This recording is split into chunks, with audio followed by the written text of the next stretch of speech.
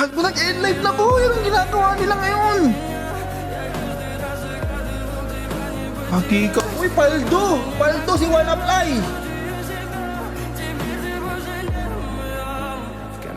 Isipin mo pre, ang pangalan niya Wanafly. Alam mo anong sasabihin niya kay kay Nana Di Coco? Ito ang sasabihin niya ni Wanafly ngayon. Ito ang banat niya ngayon. After mag-end live, ito sasabihin niya. Nana Di Coco, di ba pangalan ko Wanafly? Sabi ni Nana Di Coco, oo, bakit? Sinadya ko yan para sa'yo.